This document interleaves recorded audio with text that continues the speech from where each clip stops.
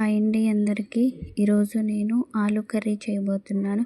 ముందుగా stove on చేసుకుని stove మీద కళాయి పెట్టుకొని ఆయిల్ వేసి వేడయ్యాక అందులో కొంచెం పోపు సామాను వేసుకోవాలి. కట్ చేసుకున్న ఆనియన్, పచ్చిమిర్చి వేసుకొని ఫ్రై చేసుకోవాలి.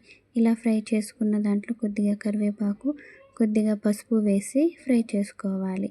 ఫ్రై చేసుకున్న తర్వాత కట్ చేసుకున్న టమాటాలు కూడా వేసుకొని మగ్గబెట్టుకోవాలి.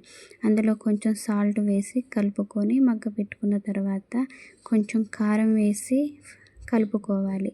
కలుపుకున్న తర్వాత అలాగే ఉడకబెట్టిన బంగాళదుంపలు కూడా కట్ చేసుకొని కర్రీలో వేసుకోవాలి. ఇలా కర్రీలో వేసుకున్నాక మీకు అదే కన్సిస్టెన్సీలో ఉండాలి అని అంటే ఉంచుకోండి. లేదు చారులా కావాలంటే చారులా చేసుకోండి.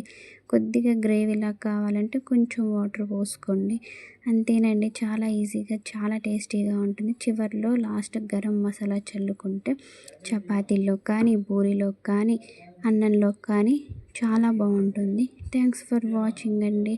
నా వీడియో మీకు నచ్చినట్లయితే లైక్ చేయండి, షేర్ చేయండి, కామెంట్ చేయండి, సబ్స్క్రైబ్ చేసుకోండి.